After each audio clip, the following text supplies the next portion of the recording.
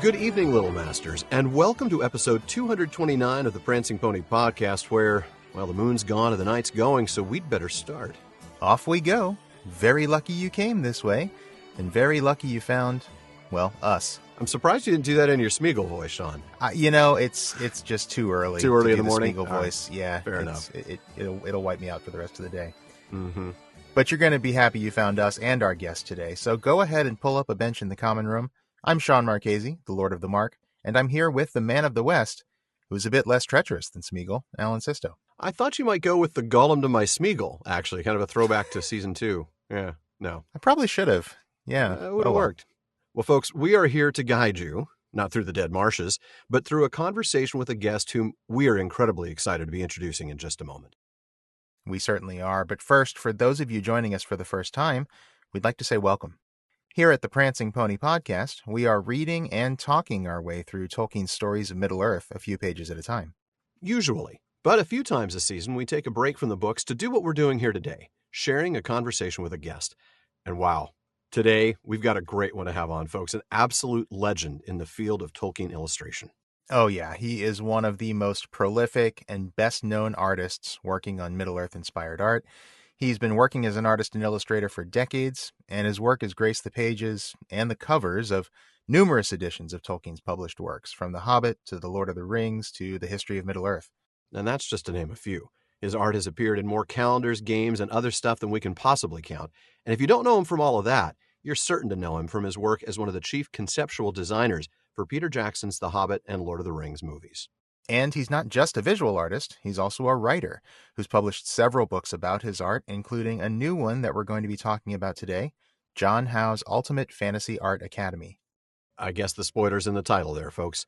Now that we've revealed his name, we might as well welcome him officially. So, John Howe, you are most welcome here at the Prancing Pony Podcast. Hello. Thank you very much. Very pleased to be here. It is truly our pleasure. Absolute pleasure to have you on, John. And since this is your first time joining us on the Prancing Pony Podcast, we want to start by asking you a question we ask everybody who comes on the show. When and how did you first discover Tolkien's work? That's the same question that everybody asks me when I go on a show. I discovered Tolkien. I think I discovered The Hobbit when I was in elementary school, but I probably only read the first chapter because I can recall the unexpected party, but nothing else. But I read The Lord of the Rings about 5 to 7 years later, I guess. I must have been around 12.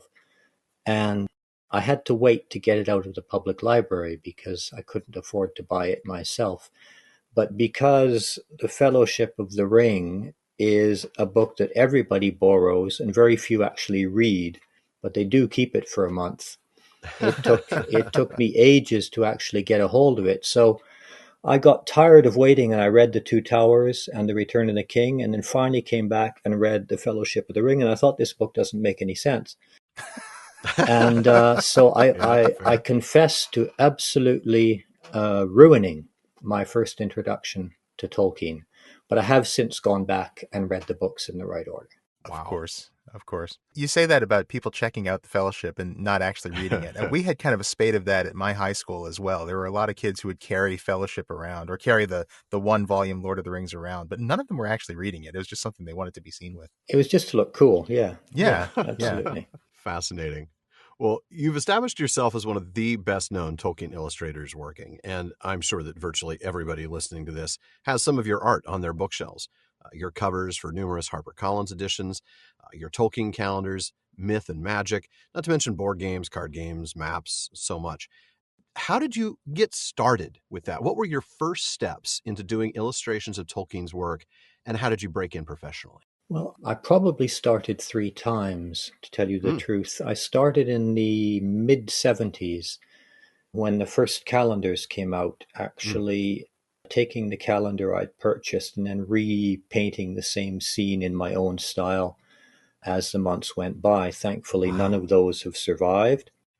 Subsequently, I went on to go to art school in France. And in France at the time, in the early 80s, very few people actually knew Tolkien. Tolkien was barely translated and not very well known. So being already a bit of a a bit of an extraterritorial myself in that environment, I thought I might as well do a Tolkien project. So I did.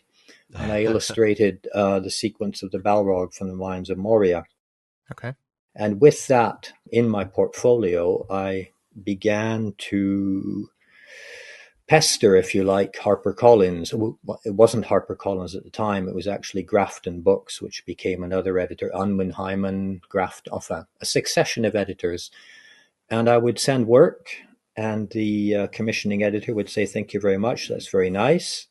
And I would wait a year and send work. Oh, no. And eventually I decided it was time to go and say hello. So I got on a plane to London and accepted an invitation to the Grafton Books Christmas party. Oh, wow. And there I was able to discuss art with the commissioning editor, who commissioned the use of one existing piece of artwork and commissioned a couple more for the 1987, I believe, Tolkien Calendar. And that was my first timid steps professionally in Middle-earth. Wow. So who would you say are your artistic inspirations? What artists or maybe traditions do you feel have contributed to your own personal style as an artist? I should probably list the ones that haven't contributed. It would be much quicker. Yeah, okay. I think that I've once again, as you grow, hopefully, as a human being and as a professional, your artistic tastes evolve and change. And I initially began with whatever was available, which was heroic fantasy paperback covers and comics. And this was growing up in Canada. And I was, deeply infatuated with a few artists whose work I admired terribly. And then coming to Europe opened up, a very wide door into European art history. Mm-hmm. And ever since, I've just been wandering from one thing to another, in terms of art history, culture, design, architecture, anything visual can inspire me. That eye-opening moment was arriving in Europe, where everything was simultaneously brand new for me, but also incredibly old, because Western Canada is not a very old, or rather European presence in Western Canada is not very old. Right. So that opening of the eyes, if you like, both internal and external, was a crucial step, I think. And now everything interests me. So any influence, literally, if it strikes my fancy, I've learned to understand that if it suddenly catches me visually, then behind it, there will be deeper layers of understanding, which I will find of equal interest on a different level. Oh, wow. Okay. Wow. It's all really complicated, isn't it? A little bit, but wonderfully so. I love that. And I'm a person with no visual artistic talent whatsoever. So for me, it's magic what you do. I have no idea how you make it work, but I love hearing you talk about it. I mean, I think that with Tolkien, obviously, because we're talking for the time being about Tolkien imagery, there are a couple of obligations, and they're quite simple ones. And one is to not contradict the text. Yes. So if it is in there, then it should be respected. Doesn't necessarily mean you need to show it, but you do need to take it into account. However, what's not in the text is where you have room to, a bit of elbow room to flex your imaginative muscles, and then decide what else can go in to help Tolkien take shape and incarnate, if you like, in a visual form. And also that opens the door immediately to Tolkien's own sources, which are varied and rich and, an absolute worldwide palette of influences. And taking all of that into account means that you can inject layer upon layer upon layer of interest in your work. And there's also a third thing. You will need to stop me occasionally. There's a third thing to take into account that is quite important, is that the spectator brings a lot to a painting. Yeah. And I'm always surprised by what people see in the work. And quite often it's not something I've put there. It's something they brought along themselves and placed in the painting as they look at it. So you need to respect those people as well. But on the other hand, it's not politics. You're not trying to do what they want. You're trying to do something which you hope will intrigue them, excite them, and get their own imaginations going. It sounds like a complex process, but it's all totally automatic. That's great. just sort of happens. I can sum it up by saying if it looks cool, then it's good. I like it. That's a great way I of like putting it. especially for people like us who are less artistically gifted, shall we say. Yeah. Because Yeah. that might be the sum of our ability to describe a painting. I mean, maybe a little better than that. I know what I like, and I can probably say some things that I like about it, and I can probably put in words some things I like about it, but knowing how you put it on the page is... All of these parentheses that I'm always so eager to open and close in succession come from this desire to share, not only share what you do, but also share intelligibly what you would have to say about it. And I am honestly convinced that most artists, myself included, should be placed under a restraining order when it comes to talking about their own work. Fair. But nonetheless, I think there's a lot to say about the whole process of this interaction, this kind of a conversation between the spectator, the subject, and the artist. And it's an ongoing dialogue. And I really, and like any dialogue, if one person speaks too loudly or too great a length, the others can't get a word in edgeways. So rather like you two today, I'm not letting you get much in. I'm sorry.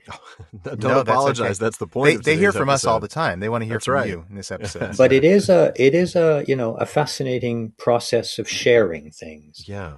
And I'm also incredibly intrigued by the whole process of how do images establish themselves as part of our common culture. Because you can say the word dragon, everybody knows what it looks like. No one has ever seen one, but we all know what they're like.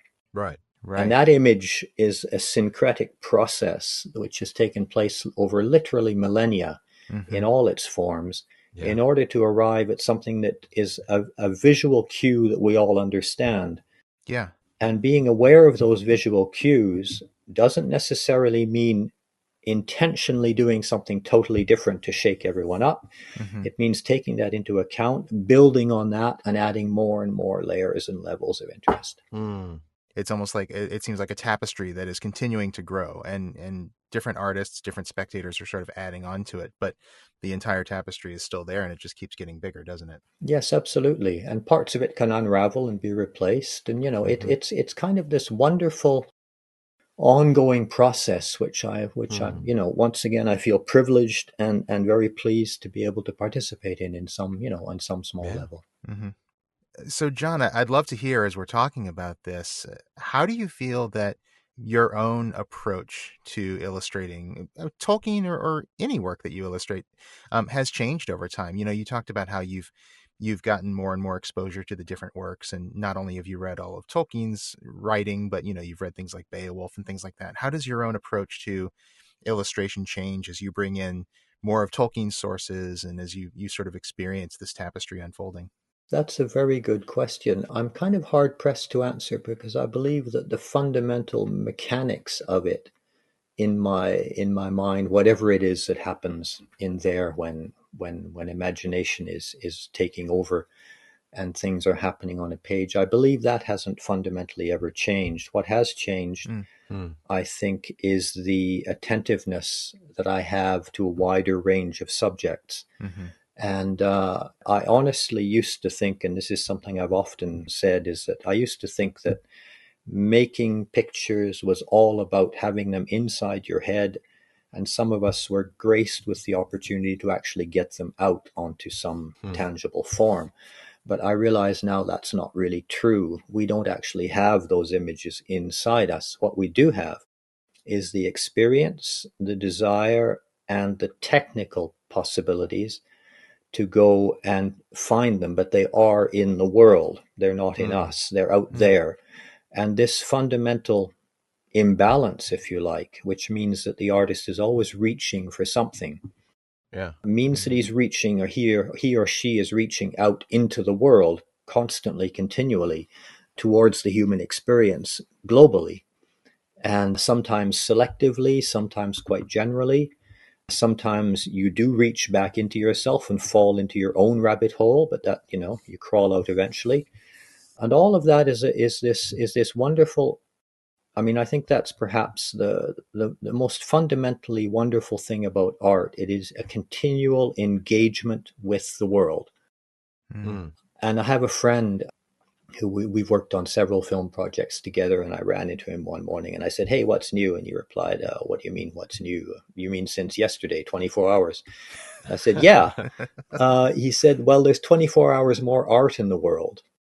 Mm. And I think that kind of sums it up, because that's what it's all about. It's about adding and adding and adding to this collective experience that we all share. And, to me, that's really important. And then, on top of that, I do a bit of teaching occasionally. I do master classes. I do enjoy the whole process of trying to rationalize what is relatively unrationalizable, if you like, which is, the whole process of imagination. But I've realized that unless you're able to articulate in some way those terribly confused thoughts that emerge in your mind because of what you're doing, then you're missing out on something. You're missing out on a chance to share. And that's kind of the logic behind these how-to art books. Mm-hmm.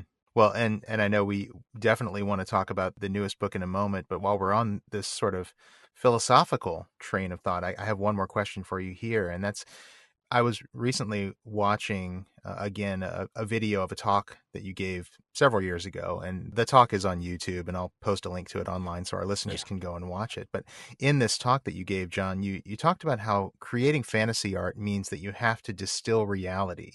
I believe your words were to understand what reality is all about in order to make fantasy in any way convincing and real. And Alan and I were talking about this, and it kind of reminded us of some of Tolkien's ideas in the essay on fairy stories, which is one that we talk about a lot on the podcast, and particularly the idea that fantasy has to have the inner consistency of reality, or even the idea that fantasy can provide us with recovery, regaining of a clear view of the world. Do you have any thoughts on this? I mean, how do you feel fantasy has opened your eye to reality? And you maybe hinted at some of this already, but I'd maybe just love to hear you go a little deeper on that. I do have thoughts on that. First of all, I'd like to say that anything I said in the past, I take no responsibility for whatsoever.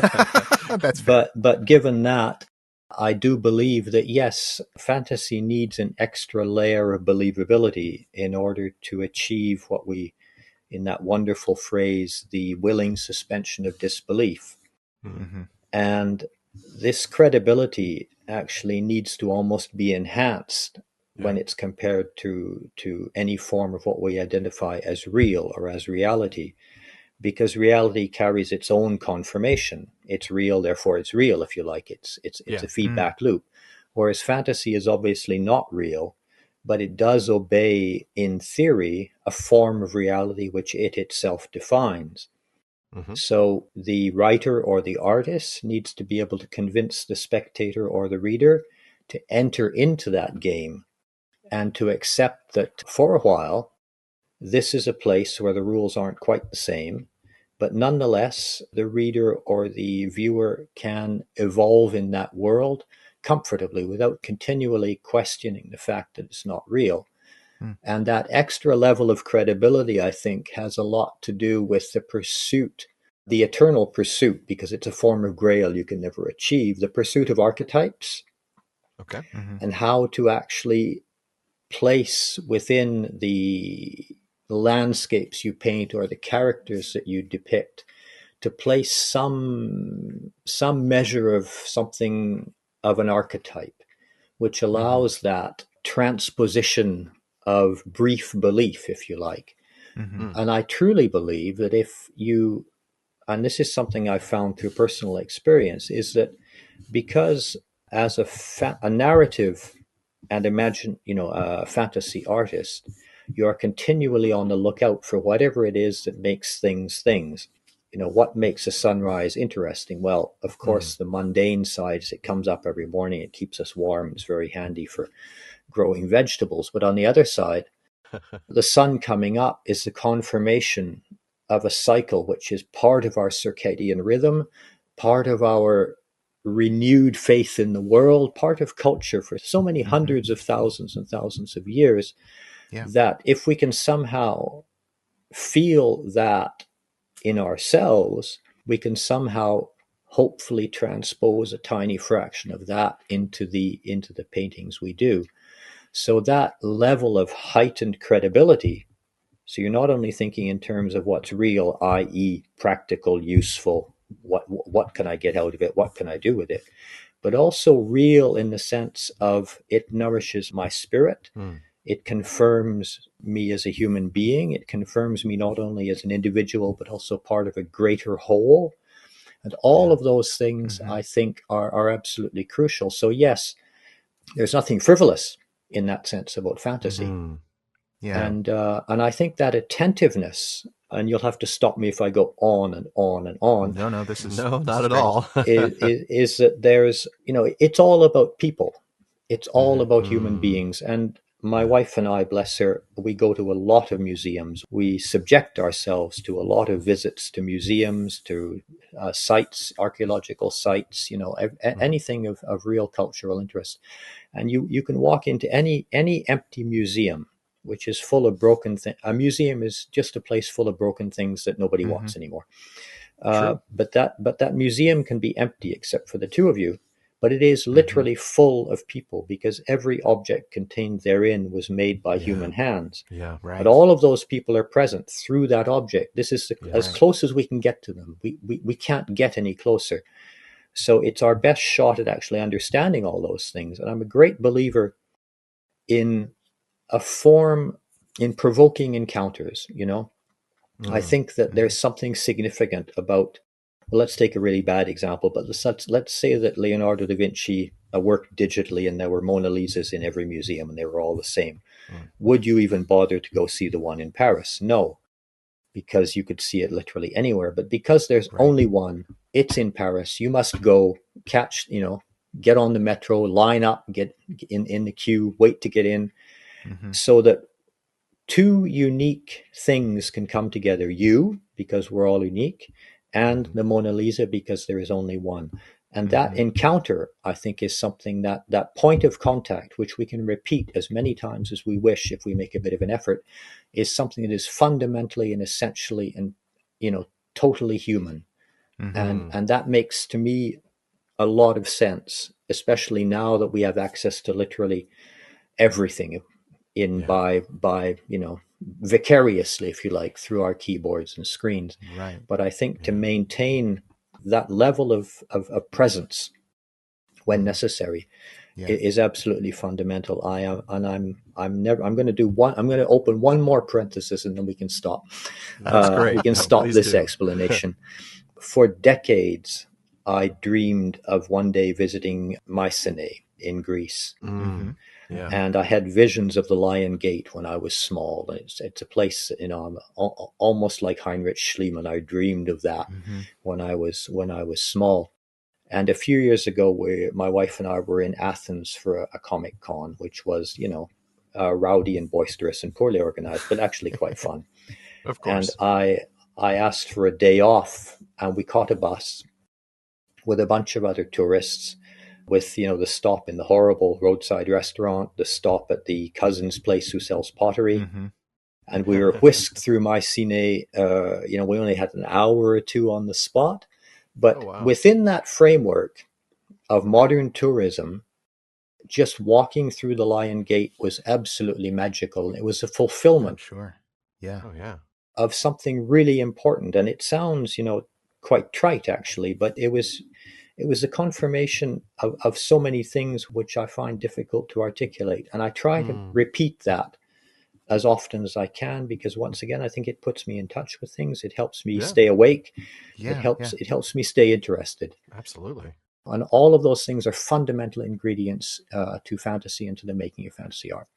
You make an excellent point. By retelling it, you relive the experience a little bit, and you give us who've not had that chance a little bit of a taste of it, as well as perhaps piquing our interest to do the same and to have that same contact, that same experience with the history and the people and the culture related to whatever piece of art, whether it's the Lion's Gate or something else altogether. Yeah, and I think it's important because we need to, we're at a point, humanity is at a point, and I don't want to get, political, But honestly, we need to establish a better contact with the world, and I think our priorities would change. I think our notion of what is important would change. And that's one of the things that drives me out into nature a lot, because nature is this wonderful thing that doesn't need us. It could do fine without us.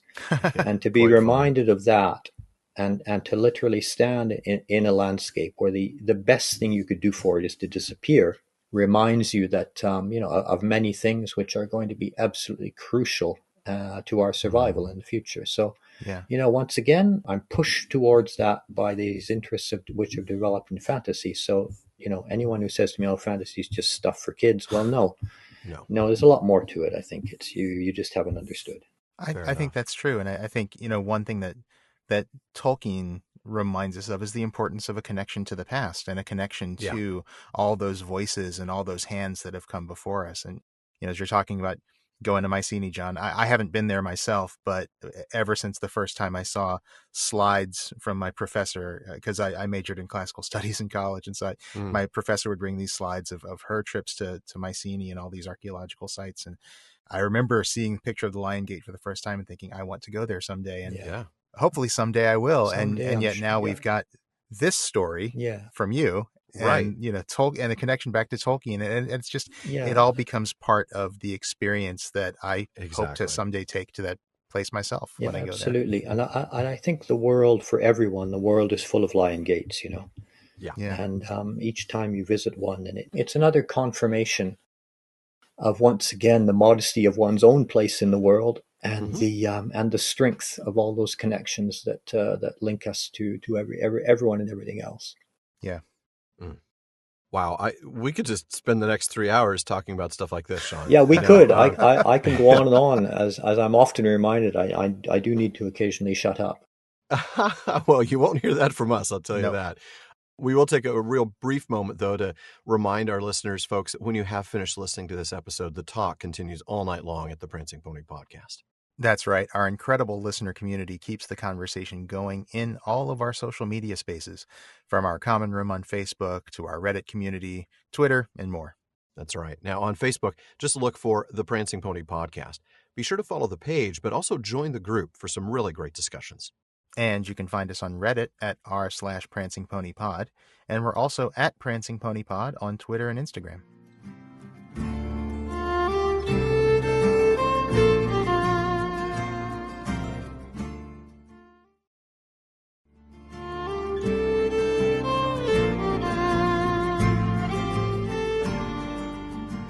Let's go ahead and get back to why we're all here. More great questions for John.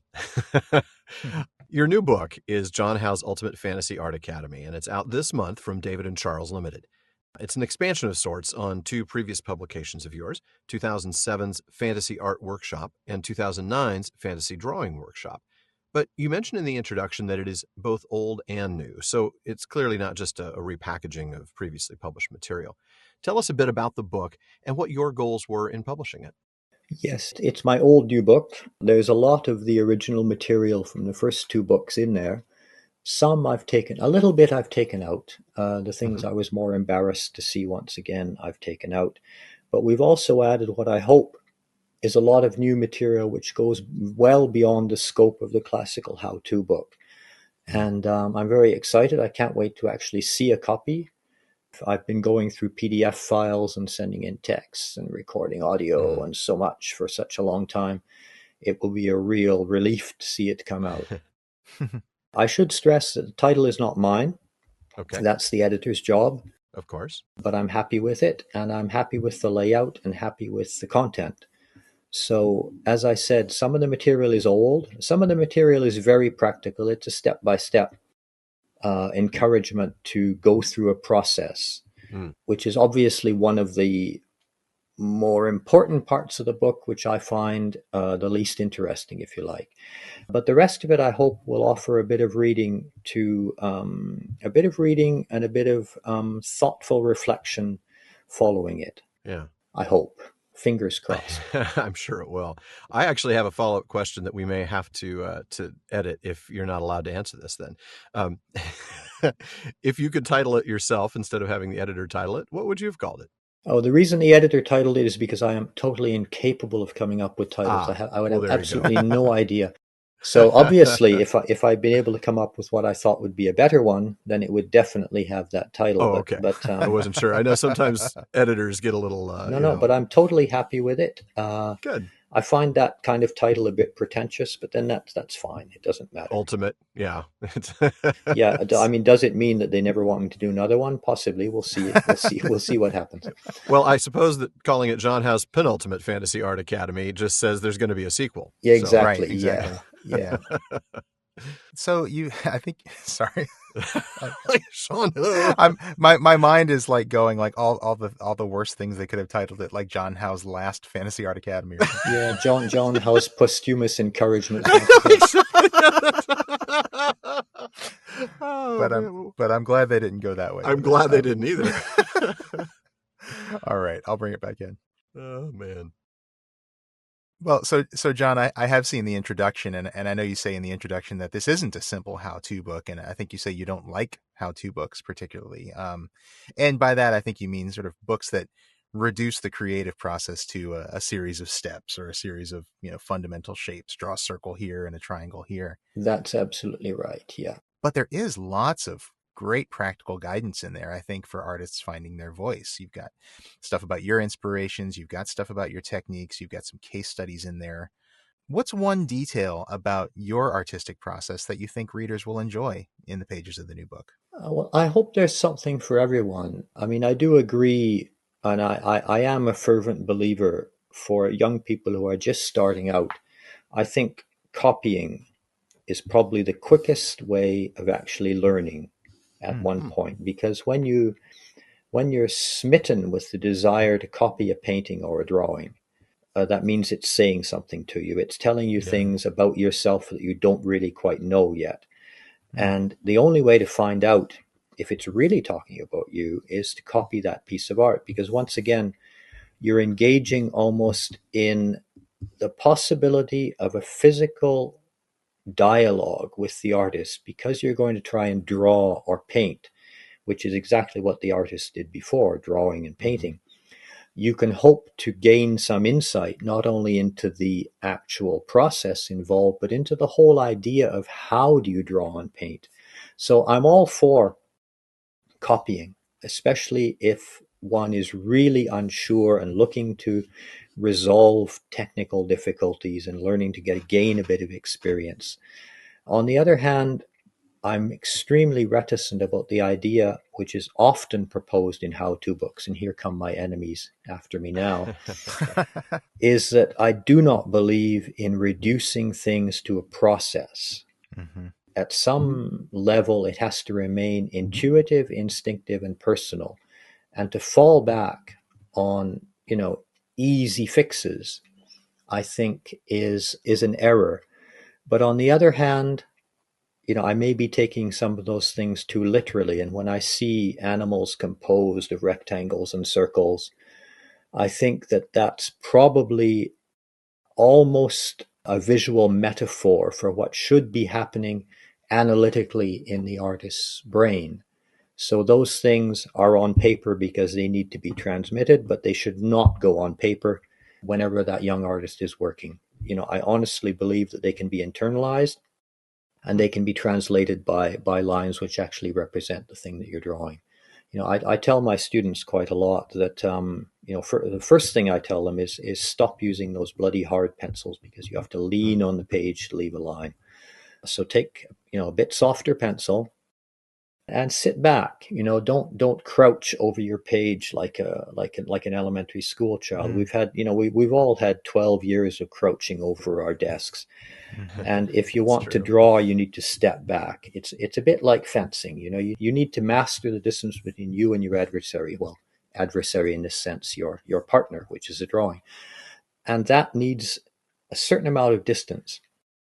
And I have a whole vast and elaborate theory about why it is that adults can't draw, which I will spare you today. You don't have to sit through that. But great. We'll have it when we bring you back on again sometime. Absolutely. I mean, I think there's a lot to be done physiologically for an artist, which is very difficult to determine and to identify when you're starting out. And it's very easy to maintain bad habits and to reinforce bad habits by overthinking and over applying any one form or technique. So part of this book is to remind people that each internal process of every individual who creates imagery is unique and different. And there's no one right way to do it. And you know, it's not a recipe, it's not a formula. Yeah. And even though there are many things which can be explained clearly and very didactically in order to help overcome difficulties, ultimately those decisions have to be left up to the individual. And that's what we've kind of tried to do here, is to show that it's not hard in that sense. It shouldn't be torture. Torture comes with other aspects of it, but the physical side of it, you simply need to work until it becomes easier for you and you're not faced with simple technical problems.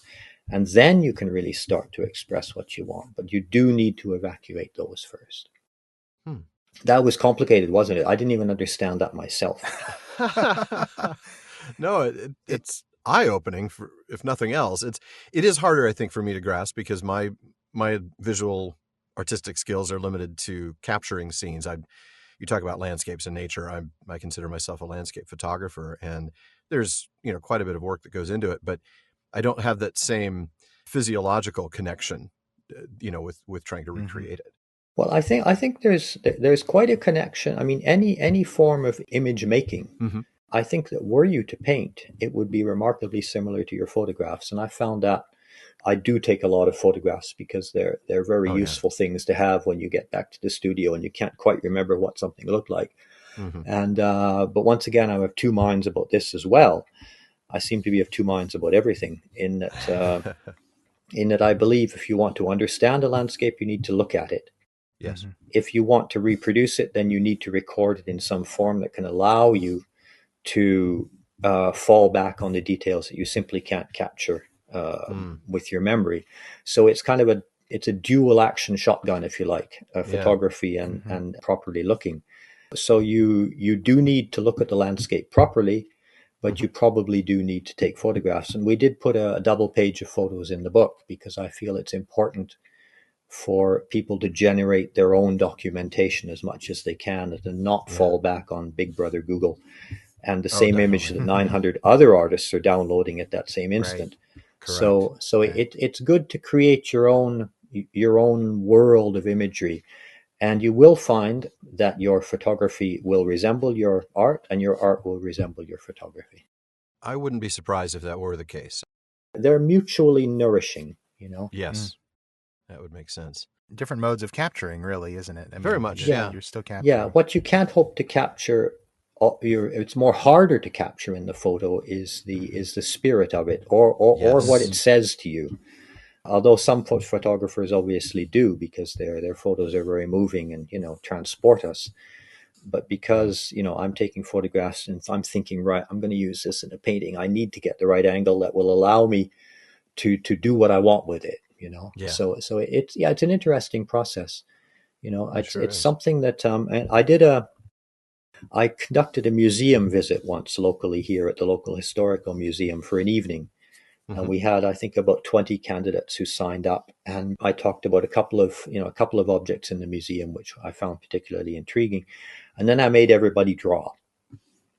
So for 2 hours or an hour and a half, 2 hours.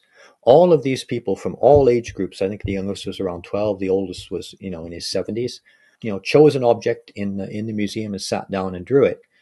And it is so rare that we can offer ourselves that luxury of time to actually spend that amount of, you know, that many minutes communing with an object, because in order to draw it, you really have to look at it. You have to try and understand its shape, its volume, its weight, the materials, you know, everything it comes into play in order to translate that into a few lines on a piece of paper. And that understanding is something which, independently of the actual result. So if your drawing is good, well, that's great. You're happy to show it to your friends. If it's not very good, it does not matter, because you've had the opportunity to look at this thing and to understand it. And that understanding is yet another brick in the edifice of your tall tower of art, if you like. So all of that's really important, and I'm guilty of that same sin myself. I never have the time. I can never make the time. I have real difficulty in actually finding the time. But on the other hand, I do spend 24/7 looking at stuff, analyzing stuff, understanding stuff. I can't walk through a city without looking at the design of the paving stones, the architectural styles, when was it built, all of that. It's just continually wandering through open books written, no matter where they are, in a language you can read. So we're talking so much about how you capture an image that you've seen visually, whether it's in a museum or an archaeological site or just in the real world. How different is it for you, John, when you're capturing an image that's described in words, like in a page of Tolkien's text? Is it different, or is it easier, harder for you as an artist to go back to those words and kind of spend that time with it that you need to understand it and capture it? Or Oh, that's a great question. That's a very good question. This reveals really the dichotomy between word and image, which, because they're received or perceived in such different manners, we consider to be two totally different things. But ultimately, behind those, the idea doesn't necessarily choose in which form it needs to be expressed. And that's one of the things that always enchants me with Tolkien. Is here is a very respectable university professor of a certain age and a certain standing, writing fantasy fiction, and not only that, he's doodling in the corners. Right. Yes, And sir. why is he doodling in the corners? Because these things he's got that are whirling around in his mind, that he's trying to translate in, which is ultimately an inadequate form, which is writing, even though it can be eloquent and wonderful. You can never necessarily capture everything. So what's he doing? He's drawing little pictures which aren't part of the story, which are helping him, understand what he's going to write. Yeah. And I think that because we all develop skills, and skills are necessary in order to express what we wish to express. Some people write, some people paint, some people do both. But I think ultimately the original spark, which sets off, this burning desire to communicate something, could take either form. It's the same spark. And so when I read a text, if I'm fortunate, and with Tolkien is very much the case, he is incredibly visual. And then it's easy. There are authors who are rather more opaque, and they're a little harder to get a hold of, because you just simply haven't got enough common experience. And so I think that, either or, I find, I can be incredibly inspired by an image. I can also be incredibly inspired by a text. And whatever form it takes doesn't actually change the nature of that sensation I feel. But That's great. on the other hand, everything, I think that everything pushes towards everything else. It's I've actually just written a book. Scoop here. I'm working on a project for an illustrated book where I've done the text, and it started out with a series of paintings I did, which began to tell little snippets of story. And then I thought to myself, well, this is actually forming a world of its own, which is starting to make sense. And those snippets of story very strongly told me, you should write something about this. So I did. Wow. And a very patient publisher took my text, sent it back to me, and I went through the revisions, which were sheer torture. And now we're progressing through into the next stage. So this will be a book where I have no idea what came from where, if you like. Whether it's based on the imagery, whether it's based on the story which went beyond the imagery I have, therefore needs new imagery. It's a process I'm really learning to enjoy. And I know many people do it automatically, fortunate people, not me. But so it's become a process that I'm growing into. And it's very exciting, because you realize that writing and painting are simply two different expressions of the same thing. Yeah. And to go back to Tolkien, the fact that he, as you said, he doodled, he did very elaborate illustrations of several Oh, yeah. scenes from the Lord of the Rings and the Hobbit. He did, yes, he did. And there's an example that I always love, is his drawing of Bilbo in the front hall of Bag Yes. End. Mm-hmm. And Bag End, the front hall is almost the size of a cathedral. It's as big as a warehouse. Yeah. So it's, clearly he wasn't quite getting the scale down. But also on the walls, there's a couple of paintings hanging. And one is hanging off a string, so it's kind of hanging out at an angle. There's another one which is curved. The frame itself is curved. So clearly, I mean, to me, once again, I may be wrong, but to me, Tolkien was coming to grips visually with something which he'd thought of, imaginatively, and seeing that process happen in those drawings of his is absolutely fascinating. And I've always considered them to be incredibly rich sources of information. I won't say that I find them inspiring, or not in the sense that you would consider inspiring, but I find them incredibly helpful, reassuring, and fascinating, just to have that other window into his mind. Well, as we talk about both words and illustrations being expressions of the same thoughts, that actually leads nicely into my next question, which is about the audiobook. You have an audiobook coming out for the Ultimate Fantasy Art Academy that you narrate yourself.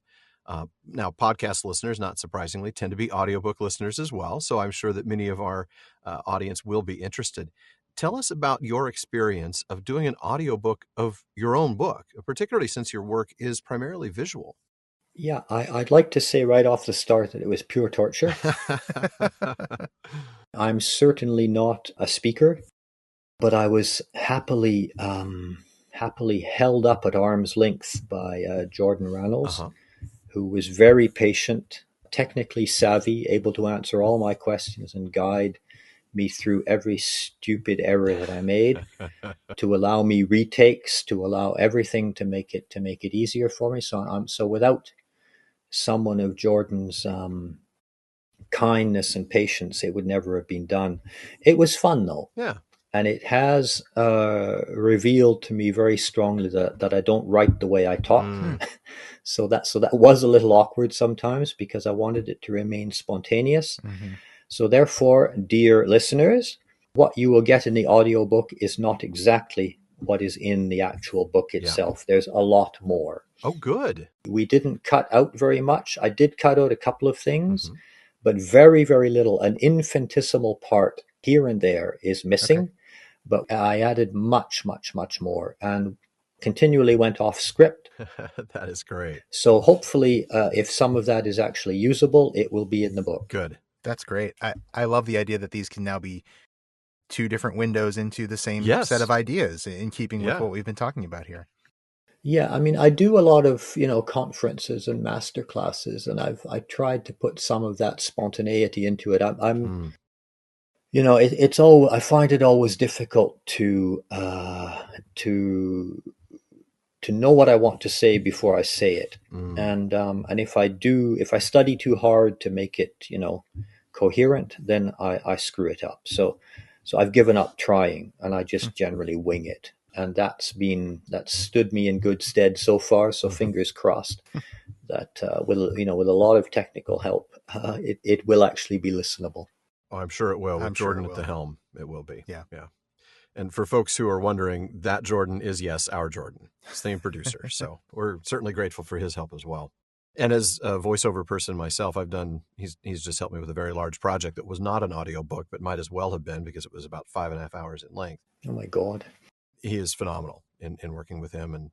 And you're right. We don't write like we speak. And as I'm trying to narrate this thing and turn it into something that sounds good when it is spoken, it is a unique challenge. You're absolutely right about that. Yeah, it is really hard. I think it's easier to read someone else's work. Yeah.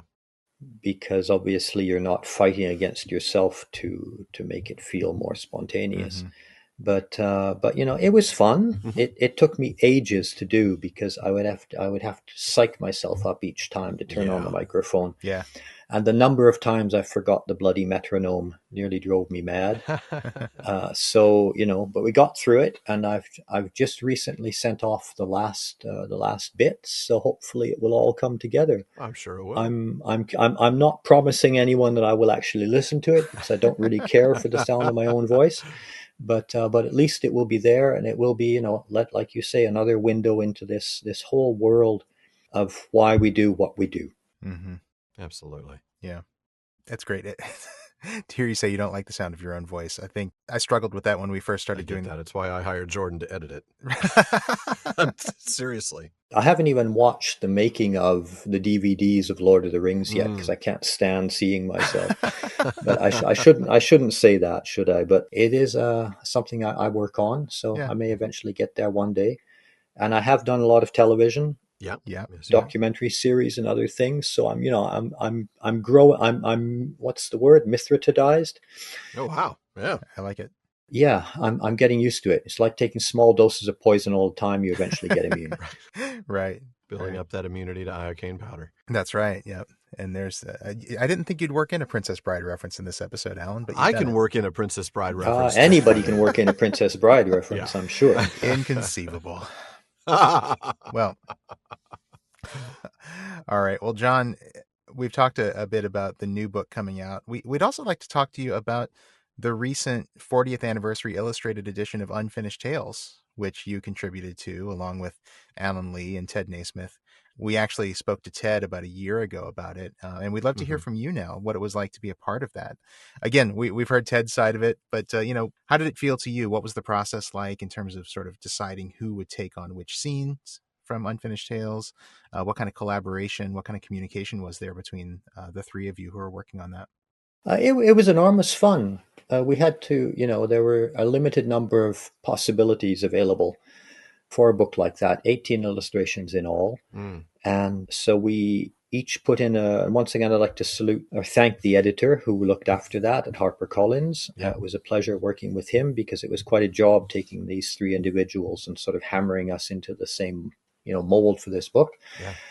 We sent in a wish list, and then we received back available subjects. Okay.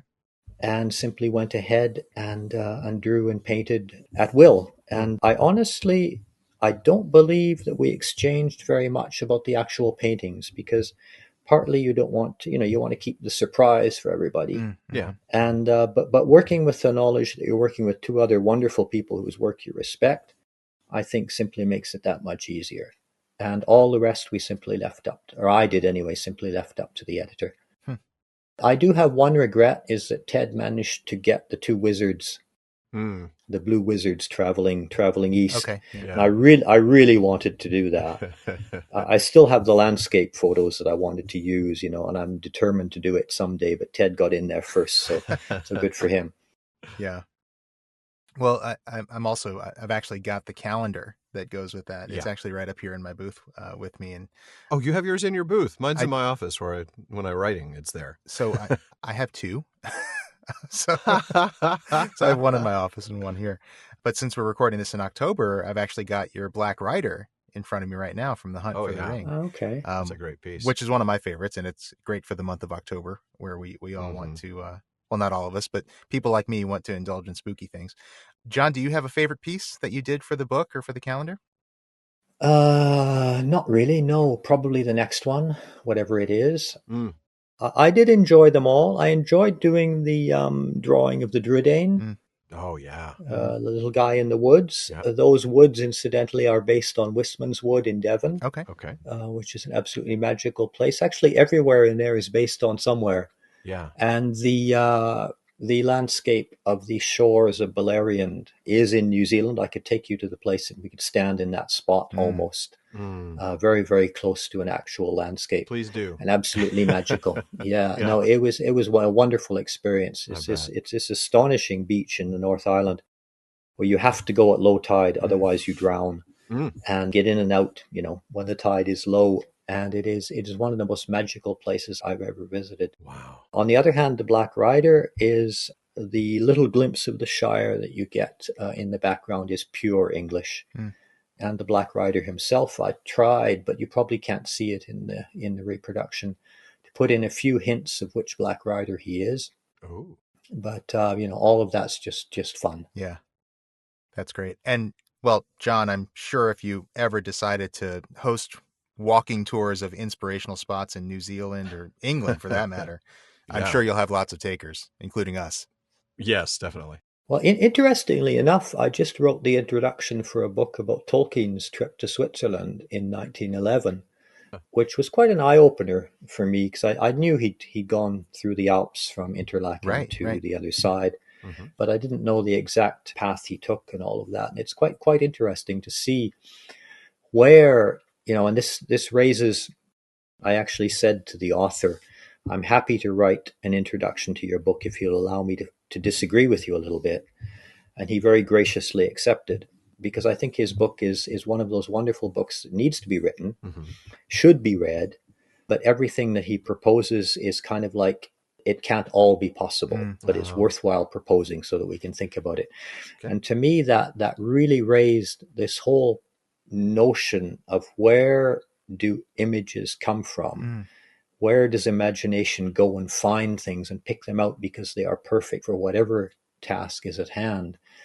And I realized that you cannot pin down imagination on a map any more, on a map of the world, any more than you can pin it down on a map of a person's reading habits on any one map. And the incidental, haphazard, serendipitous nature of the imagination means that it establishes no hierarchy.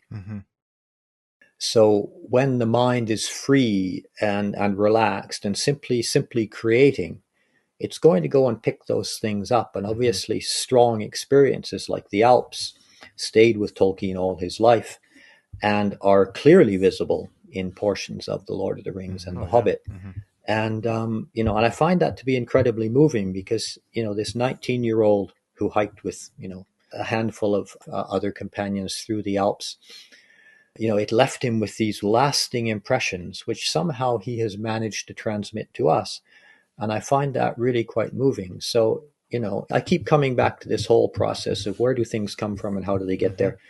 And I realize more and more there's no one simple explanation. There's simply a number of clues here and there, which can help guide us to our own quest, if you like. Yeah. That's a bit like what Tolkien himself described as the leaf mold of his mind, right? You can't necessarily figure out where it's coming from, but there's just all this compost in there and things grow out of it. Yeah, absolutely. But I can't even recall what we were talking about now. We were talking about the audiobook. Buy it, read it. It's great. Excellent. Or listen to it. Sorry. That's right. Yeah. And the Unfinished Tales 40th anniversary, which if you don't have it, go out and get that too. Yeah, it was really an enjoyable project to work on. And, I'm enchanted to be in such good company for that one. Yeah. It's a tremendous work. And I love looking at each of the pieces. And I am sure each of the three of you really have some, I wish I'd gotten that scene too, Oh, yeah. I mean, all the ones the other two guys did are the ones I wanted, obviously. Of course. You wanted all of them. They wanted all of them. It's always greener on the other side, isn't it? Yeah. There could have been, 60 images available and you all still would be in the same boat. Absolutely. Though, of course, we wouldn't have the book yet because it wouldn't be done. It would never be done. No, that's one of the wonderful things about Tolkien is people do often ask me, aren't you a little bit tired of wandering around in Middle-earth? And I keep replying, well, no, because I haven't seen much yet, Yeah. There is still a lot to explore. And the number of times when Alan and I were working on Lord of the Rings or on The Hobbit, you're somewhere in Middle-earth and you're thinking, right, because I tend to draw my way into places. I tend to start at a distance, draw myself a bit closer each time until I'm actually there up on the ramparts, in the tower, wherever it is. And then you're standing in this thing that you've drawn and you look out again and there's this landscape, off to the north or off to the east. But the script or the text doesn't want you to go there. It's got other stuff for you to do. And I kept thinking to myself, oh my God, I wish I could draw my way into the Blue Mountains or and all of those things are just, and then you add to that the incredible amount of history that's in Middle-earth, thousands of years of civilizations growing, disappearing. And you think, my God, I could draw my way into that too. Yeah. So it's a never-ending quest. And, no, I can't get tired of it. I will get tired of it when I feel I'm not doing it as well as it deserves anymore. Man, I doubt that day will come. But you've mentioned the films, and it's been 20 years this winter. Hard to believe. I don't even want to conceive of the fact that it means I'm 20 years We older. were all 20 years Yeah, younger then, yeah. Since the release of Jackson's adaptation of The Fellowship of the Ring. Some of us, of course, were fans of your work before that. But of course, many folks were first introduced to your work, and even to Tolkien's for that matter, through the films. Now, for you as an artist, tell us a little bit about what's different about doing that concept art, illustrating for a set designer or costume designer to adapt to another medium, as opposed to your own illustrations for a printed publication. Well, I can answer that question. Good. You're actually relieved of the director's role when you're Good. working as a concept artist. When Yeah. you're working by yourself as an illustrator, you've got to take everything into account. Yeah. The lighting, the layout, the action, all of those things need to be, managed at your own modest level for any painting. And in concept art world, those responsibilities are going to be taken up by somebody a little farther down the line. So you can make all these proposals, but what you want to do is to provide them with a visual language which allows them to make their own interpretations. So you do need to dwell on many things which you would skip over as an artist working alone. And you do need to delegate quite a lot. And you just need to make that world become tangible. And that's really quite exciting. But once again, you don't need to do totally finished art. We did, literally thousands of quick sketches in notebooks, in sketchbooks, during meetings, because we were blessed with a director who is visually acute and literate. Image literate, if you like. Because to Peter, it wasn't necessarily important the actual shape an idea took, as long as the idea was clear. And that's, that's a wonderful thing to have. And somebody who doesn't forget anything visually, and somebody who has the wonderful way of telling you what he doesn't like by not telling you he likes it. And we would show art to Peter, and he would go, I like that bit. Yeah, I like that. We'd be there. Come on, Peter, say yes. Say, green light the thing, please. And he wouldn't. So we'd go back to our desks with a will to try and find what he actually wanted, and it was an incredible challenge, incredibly stimulating, and that exchange that you can have with the director or an art director is absolutely crucial. And I know that artists have big egos, but you need to, when you walk into a production, there's a stand for the umbrellas, and there's another one where you put your ego in. You can pick it up on the way back out the door. But while you're working, you don't want it. It's your art and your ideas, the clarity of your ideas and the quality of your art, which are going to do the talking for you. Yeah, and certainly in filmmaking, where it is such a collaborative process, there are so many people involved in their own small part of it, and it all comes together. Absolutely. Yeah, and that's one of the wonderful things, is actually switching from being your own master and slave simultaneously to being, part of a small cog in a very big wheel on a big team. And I enjoy that switch. It takes a bit of getting used to, but I feel fortunate, and I'm sure that Alan feels the same way, in that it's not our primary professions. It's something we do when we have, something I do when I have the opportunity, and I enjoy it very much. But I'm not racing from one pre-production to another, trying to find work. Looking for that next film project. It's you're good where you are, huh?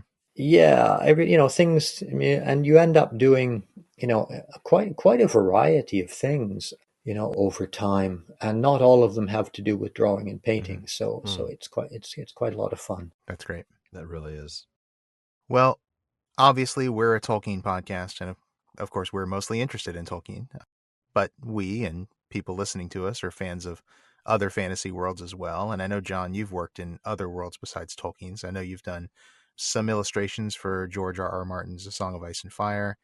You've done some work for Robin Hobb's Farseer trilogy. You've done works on mythology, fairy tales. The list goes on, and we could be here all day talking about it. But I'd love to hear from you. What's your favorite fantasy world to work in besides Middle-earth? Oh, that's going to need a lot of extra time for this this podcast. I would love to. There's a couple of authors I would love to have the opportunity to explore in a little more deeply. One is Robin Hobb, whose universe I've come to appreciate very much. but I've only ever done book covers.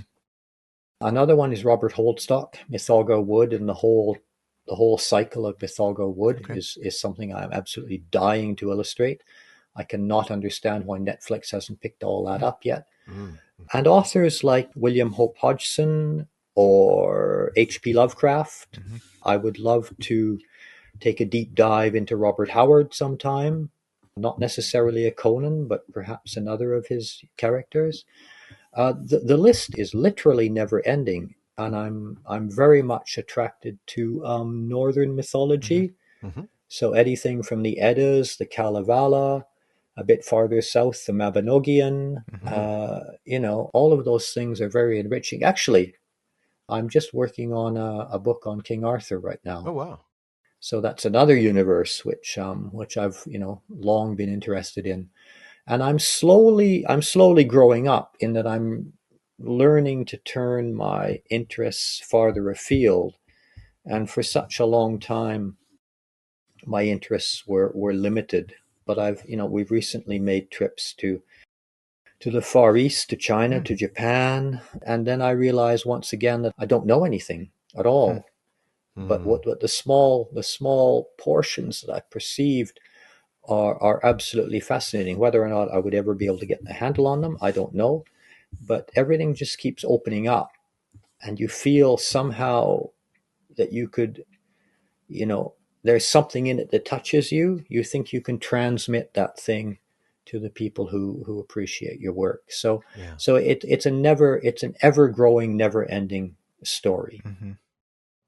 I'm looking forward to anything you decide to illustrate for us, anything you'd like to put into a future book of yours. It just absolutely. To hear you talk as we have over the last hour plus here, just hear you talk about the various influences that the way it all sort of comes together. I could see that any experience you would have would somehow show up in your work in the future, and that's very exciting to me as a spectator. Me as well.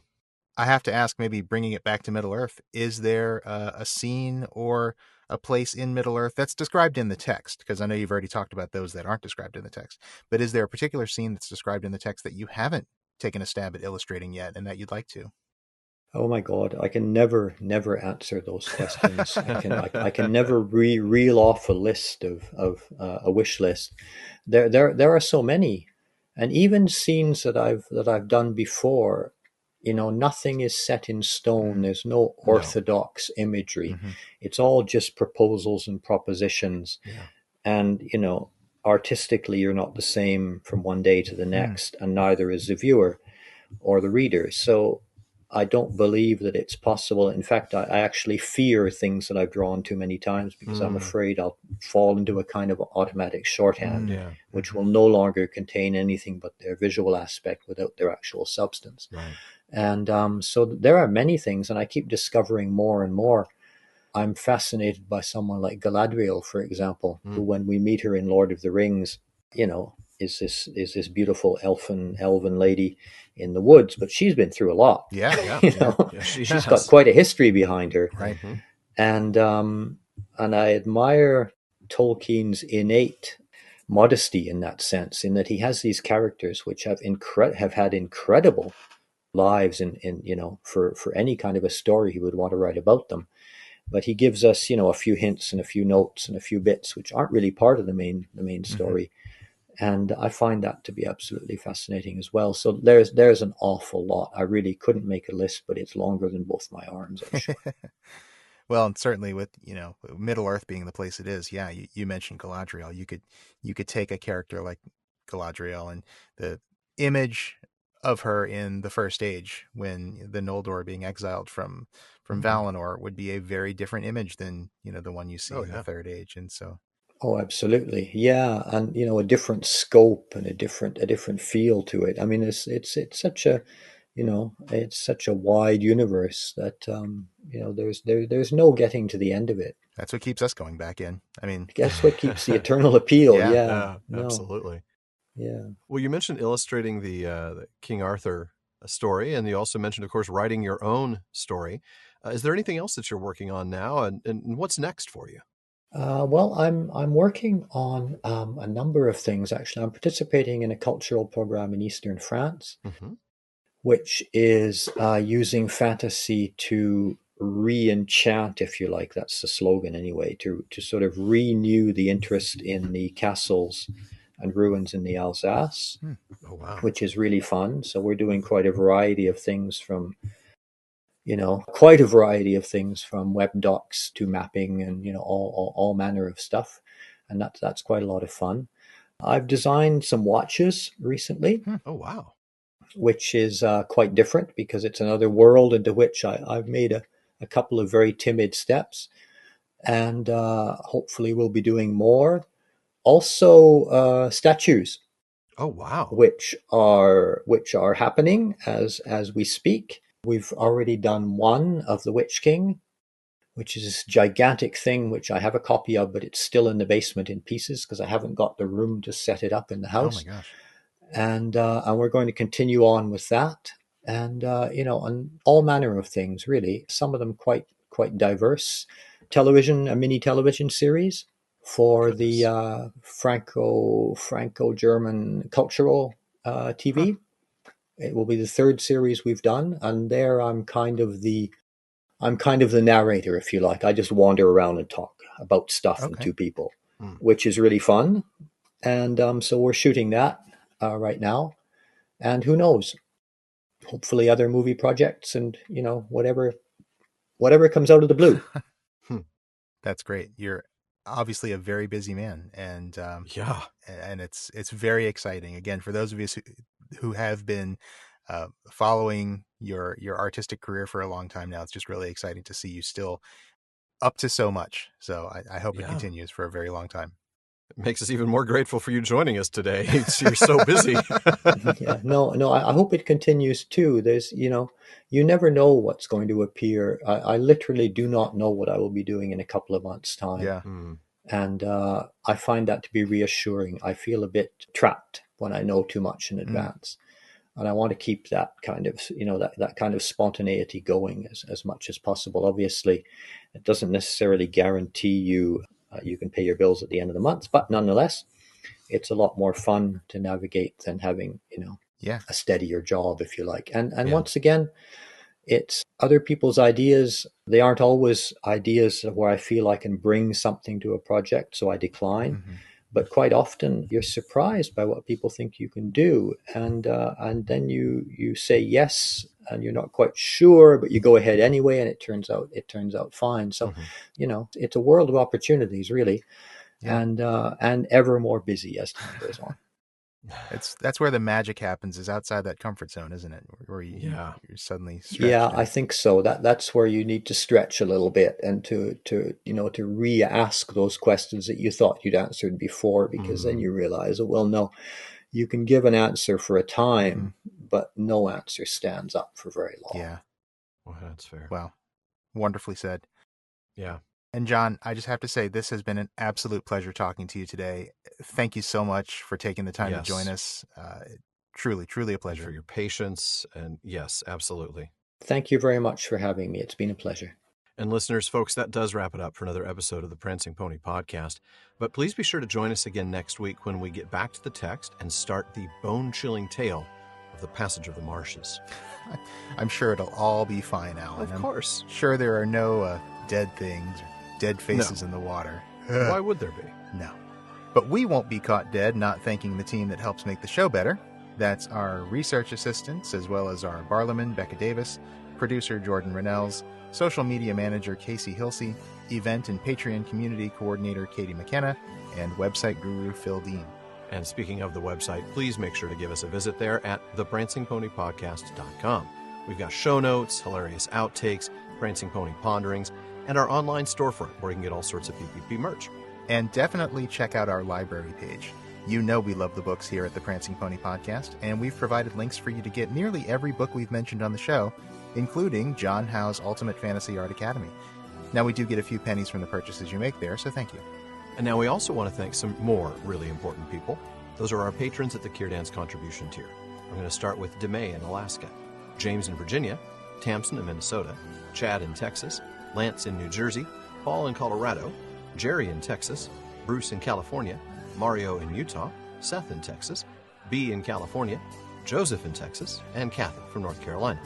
And then we have Lori from Washington, Carlos in California, Brian from the UK, Ned from Connecticut, Jerry from Washington, Ryan from Alaska, Joe in Washington, Erwin from the Netherlands, Hal from Washington, D.C., June in Ireland, Lucas in Germany, and Damien in Pennsylvania. Thank you all so very much for your support. And folks, please be sure you don't miss any episodes of the Prancing Pony Podcast. Subscribe to the show through Apple Podcasts, Spotify, or whatever your favorite podcast app is. And one last thing as always, don't forget to send your thoughts, comments, and, well, most of all, your favorite scenes from John Howe's Middle-earth illustrations to barliman@theprancingponypodcast.com. Now, if you want a chance to have your actual voice heard, you can send us audio of you asking your question by visiting podinbox.com/prancingponypod and record your question for us. Just make sure to still send the question to Barliman, please. Yes. Barliman is a lot more reliable lately, but we do get a lot of mail, so we'll get to you as soon as we can, and your question or comment may be featured on a future episode. As always, folks, this has been far too short a time to spend among such excellent and admirable listeners. But until next time, farewell, friends.